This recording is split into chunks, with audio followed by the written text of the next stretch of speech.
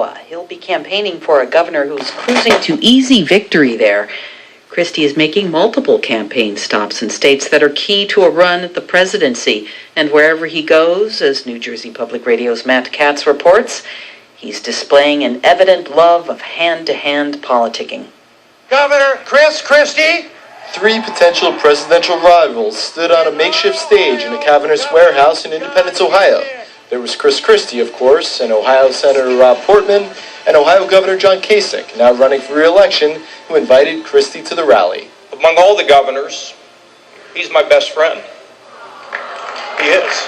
When the rally ended with a call to go out and work hard for Kasich's re-election, Kasich and Portman left the stage.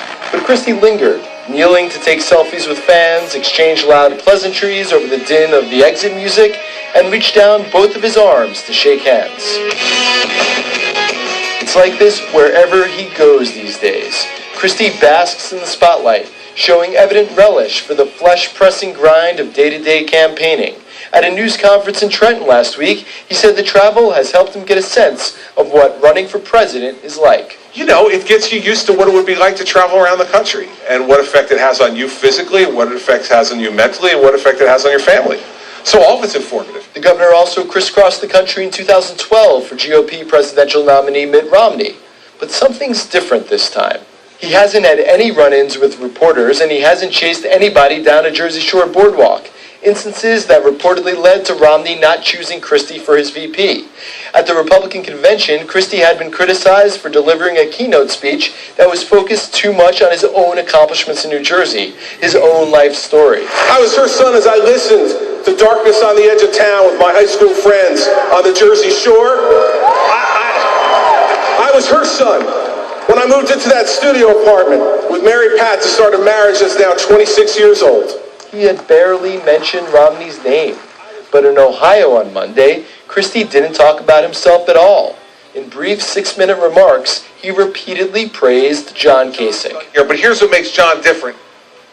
John governs not only with his head, but John governs with his heart. Christie displayed some of his personality by dramatically throwing off his suit jacket before he spoke to show he was going to get down to business. But unlike in 2012, when Romney advisors were concerned about Christie's self-control as they vetted him to be the running mate, Christie is in total control on the campaign trail this year. With embattled Governor Scott Walker in Wisconsin on Monday, a reporter asked Christie if it was ironic that he was criticizing Walker's opponent for, quote, integrity when he has the Bridgegate scandal at home.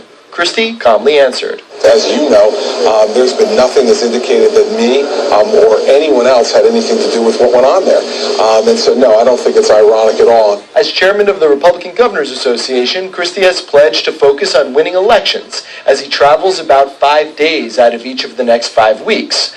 But his choices of states to visit hint at his future plans. He has campaigned in Ohio, New Hampshire, and Iowa, which do not have close gubernatorial races. But they are all critical battlegrounds for 2016. Meanwhile, he hasn't yet campaigned for a vulnerable Republican incumbent governor in Georgia, which is relatively meaningless in presidential elections, and he hasn't been to meaningless Massachusetts, where another tight race is underway in 7 months. Nice to meet you. Quick picture? Sure, ma'am, absolutely. I'm Lex. South Carolina. I'm happy to be here. In South Carolina, home of an early and important Republican primary, Christie visited last month to ostensibly campaign for Governor Nikki Haley, who is facing an easy re-election. During an appearance with Haley at a burrito joint, Christie commended his fellow governor. But as the pair was hustled into waiting SUVs to go to a fundraiser, Christie stopped to look at a hat shop next door. The proprietor invited him in as one of the clerks, Chris Perot, played an original song on the guitar. He tried on a hat. He took some pictures. And then the owner of the eyeglass shop next door stopped in. She invited him to her store. I had to go back and see those sunglasses. What the heck? I got a little time, don't I, Dan? I think Governor Haley's in the car. But Christie was already out the door, in the next shop, making new friends. I love you. Thank you very much. You're so awesome. I appreciate that. Honest. Thank you. That's it. Because what you see is what you get. Before he left, he put in a quick plug for Governor Haley, and then promised he'd be back for another visit next year. For WNYC, I'm Matt Katz.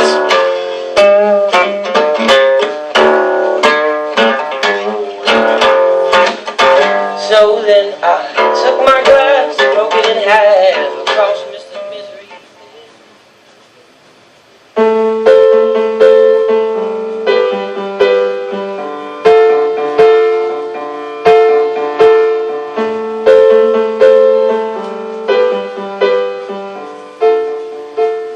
If everything goes according to plan next month, New York City's default speed limit will drop from 30 miles per hour to 25.